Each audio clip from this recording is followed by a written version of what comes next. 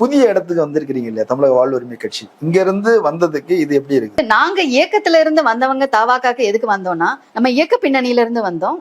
அண்ணன் வேல்முருகனும் இயக்க பின்னணியில இருந்து வந்தவர். அவர் தமிழ்நாடு விடுதலை படையில இருந்தவர். இயக்க கட்டுப்பாடுகள் இருக்கும். என்னோட சகோதரர்கள் சொல்றாங்க காஃபி டீ கூட குடிக்க மாட்டாரு, வெத்தலை பாக்கு போட மாட்டாரு, அந்த இயக்க கட்டுப்பாடுகளை இன்னும் ஃபாலோ பண்ணிட்டு இருக்காங்க அப்படின்னு. தமிழ்நாடு விடுதலை படையில தமிழரசன், கலிபெருமாள் ஐயா இவங்களோட அடி வரலாற்று சுவடுகளை ஒட்டி வந்தவர். அதுக்கப்புறம் கட்டமைப்புகள் மிகச்சரியா இருக்கு.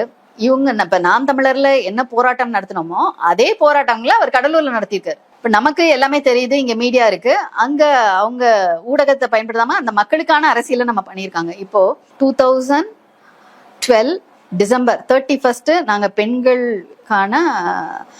பெண்கள் மீதான பாலியல் வன்கொடுமைகளை எதிர்த்து ஒரு போராட்டம் நடத்துறோம். அதே தேதியில அவங்க கடலூர்ல நடத்திருக்காங்க. இதுல ஊடகம் இருக்கு. இப்போ நாம் தமிழர்லயே சொல்லுவோம் ஊடக வெளிச்சம் இல்ல எங்களுக்கு அப்படின்னு. ஆனா அது கூட அங்க இல்ல. அதை விட நிறைய கவர்னர், ஆளுநர் முற்றுகை போராட்டம்லாம் நடத்தியிருக்காங்க.